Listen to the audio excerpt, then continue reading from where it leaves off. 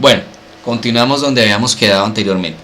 Vamos entonces a verificar el funcionamiento de nuestro proyecto vinculando el Proteus con el LabVIEW. Vamos entonces, ya habíamos mirado, estamos mirando acá que los datos que nos aparecen aquí en esta pantalla nos están apareciendo también acá en LabVIEW. Yo dejé este cuadrito de texto acá, se quedó con el fin de poder visualizar cómo están llegando los datos. En este caso, pues nosotros, si nos fijamos rápidamente acá, por ejemplo, vamos a mirar el dato que viene. El dato que viene es la humedad 28.25, que es el que vemos acá. Tiene una H adelante, H 28.25. La luminosidad en este caso es 61.80, N78 en este caso es el nivel, N de nivel. Y de esa manera se identifica en el software de LabVIEW los datos que están ingresando. Es decir, nosotros tenemos una cadena de texto con un identificador inicial que es el que se filtra y nos permite poder saber qué tipo de dato es, o más bien a qué corresponde la medida que está llegando. Vamos a empezar entonces a modificar esto. No se pueden ver los dos transistores, vamos a reducirle un poco de tamaño, perdón, vamos a ampliar un poco el tamaño. Bueno, en este caso entonces tenemos los dos transistores. En este momento los dos flotadores me están indicando que el nivel es bajo. Tenemos 78%, perdón, tenemos 78% del tanque lleno. Nos decía la condicional del programa, o más bien la condicional de la rúbrica, nos decía que la bomba de agua para el llenado del tanque debería estar apagada mientras estuviera en 90. Cuando llegue al 80% debe continuar apagada. Baja del 80%, se enciende la bomba y continúa prendida hasta que llegue al 90%. Entonces, en este momento está en el 78% del tanque, la bomba de agua está, el actuador de la bomba del agua está encendido. Entonces, vamos a decirle que nuestro tanque ya se llenó al 80%, cerrando acá. Entonces, aquí ya no nos cambió, nos dice que el tanque está al 80% y ya no está al 78%. ¿Sí? La bomba del agua continúa prendida, entonces ahora le vamos a decir que nuestra bomba de agua ya llenó el tanque. Ojo aquí, miremos el tanque, ya llegó al 90%. Aún no ha llegado la medida. Y ahí llegó al 90% y se apaga la bomba del agua. Si nosotros bajamos el nivel, dándole clic aquí, vamos a abrir el flotador del nivel alto, o sea, ya estamos en el 80%. Aquí nos debe mostrar ahorita el 80%. Ahí está luminosidad.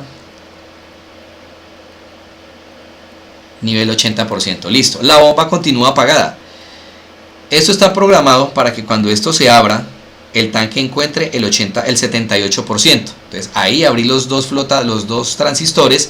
Quiere decir que los dos flotadores están colgando, están abiertos los contactos que él lleva, y esto debe pasar al 78%. En este caso ahí pasó al 78% y se prende la bomba de agua.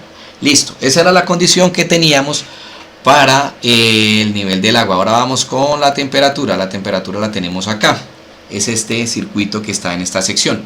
En este momento la temperatura está en 32 más o menos, según lo que nos marca esto. La temperatura debe prender el ventilador cuando esté sobre los 30 grados. Entonces voy a empezar a bajar la temperatura. Voy a bajar la temperatura de acá del circuito. No veo bien, pero debe estar como en el 20 y tanto de temperatura, 20 y tantos grados. Aquí nos va a mostrar la luminosidad 61.88%, el nivel en 78, son los datos que van llegando, ¿no?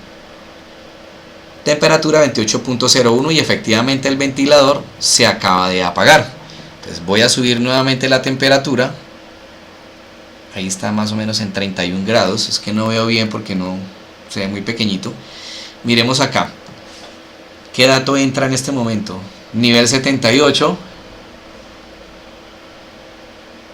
Temperatura 30 punto algo, no alcancé a ver el resto, pero por encima de los 30 grados es donde se prende el ventilador. Vamos a rectificar aquí cuál es el valor exacto de la temperatura que nos está llegando. Luminosidad 61.88%. nivel 78 y temperatura 30.94, que es donde está prendido en este momento el ventilador. Listo. El regadío debe prenderse cuando esté por debajo del 30% de humedad. Entonces vamos a ir a nuestro sensor de humedad, que es esta sección que está aquí. Aquí creo que sí lo alcanzamos a ver, sí, aquí lo alcanzamos a ver. Listo, entonces aquí podemos observar la pantalla y vamos a mirar entonces qué sucede cuando la humedad se sube. En este momento tuvimos un bajón acá. Vamos, creo que le moví demasiado acá. Entonces voy a subir la humedad relativa. La voy a subir. En este momento la humedad relativa debe estar cerca como al 80-90%. Temperatura. Humedad 71.26%. Se apaga el actuador de la bomba de la electroválvula, perdón. Y aquí la aguja nos indica que estamos sobre el 71% de la humedad relativa del suelo. Entonces aquí vamos a esta temperatura 30.94 y la humedad 71.26. entonces vamos a bajar nuevamente la humedad relativa, vamos a ponerla por aquí abajito, vamos a ver en cuánto está, vamos a acercarla por ahí a 30.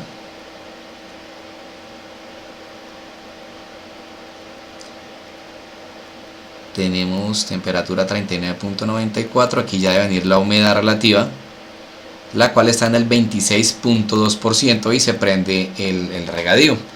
Vamos a subirla un poquito más, vamos a tratar de llevarla cerca al 30%. Lo que pasa es que así de esta manera es un poco difícil observar en qué valor está la humedad. Ahí, la subimos un poquito más. Y la humedad está en el 39.69%, pues obviamente se apaga el actuador de la electroválvula. Listo. De aquí entonces vamos a pasar ahora al sensor de luminosidad que tenemos acá. En este momento la luminosidad está, muestre a ver acá, aquí en la cajita de texto nos damos cuenta. Está como en el 61-62%, 61.88%, ahí está. Entonces en este momento la luminosidad es muy alta, tenemos el actuador de la polisombra subiendo.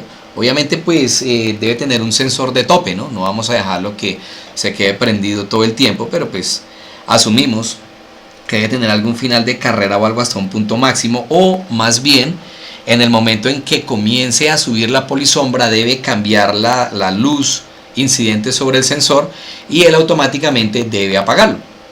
Entonces vamos a empezar a moverlo acá, vamos a bajarlo. Aquí sí es un problema para la simulación, porque desafortunadamente los pasos de reducción que él hace son muy altos.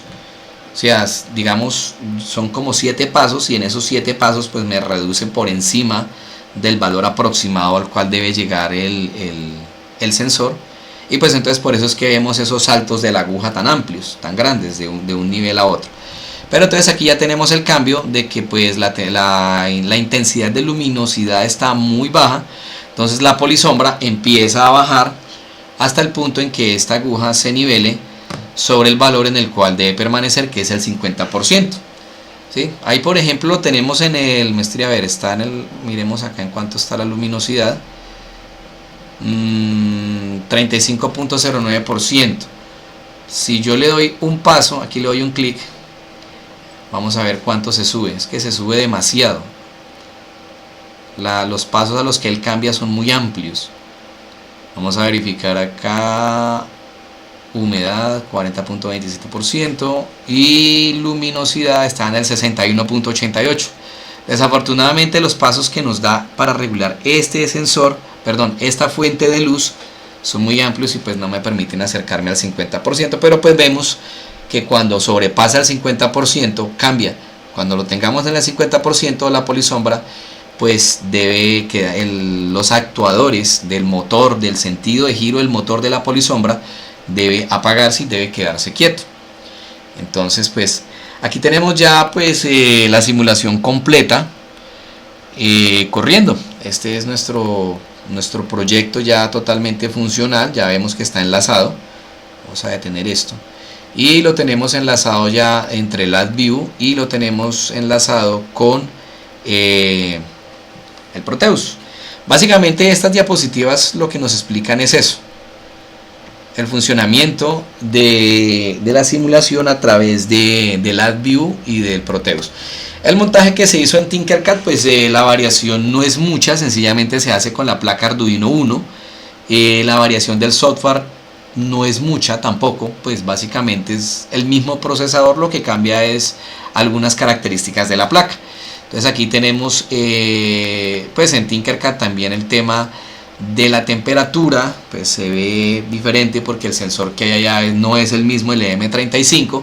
Sin embargo, pues nos funcionó los otros sensores sin ningún problema. Ahí vemos, por ejemplo, en el display de cristal líquido, el nivel cómo está. Aquí vemos la humedad a través de los potenciómetros. En las protoboard de aquí, de la parte inferior, podemos observar los adecuadores que están montados para ese circuito. Ese trabajo pues también fue bastante complejo, porque pues tuvimos algunos inconvenientes en cuanto a la simulación del LDR y a la simulación del sensor de temperatura. Y pues aquí tenemos ya el circuito final, que es el que estábamos viendo hace un momento. Aquí tenemos el código de LabVIEW. Vamos a explicar rápidamente el código de LabVIEW, que ya lo habíamos visto. Es este. Aquí tenemos el código de LabVIEW. Pues básicamente lo que hacemos es recibir el dato. El microcontrolador nos envía el dato con un identificador. Nos envía los datos tipo texto, tipo cadena de texto. Nosotros aquí a través de este control hacemos una conversión de cadena de texto a número de punto flotante. Lo mostramos en el control, y pues aquí mismo tenemos las decisiones que se deben tomar dependiendo del valor del dato con respecto al actuador, si se debe encender o se debe apagar. En este caso es el de humedad. Aquí tenemos el por default. Aquí tenemos el de la luminosidad. Tenemos que si este es mayor, pues se enciende este. Tenemos que si este es menor, se enciende este. Pero cuando el valor sea igual, tanto subiendo como bajando, se debe apagar y se debe quedar quieta la polisombra, que es el punto de equilibrio. Y tenemos pues el de temperatura, que cuando sea mayor o igual a 30 grados debe prender el actuador de la temperatura.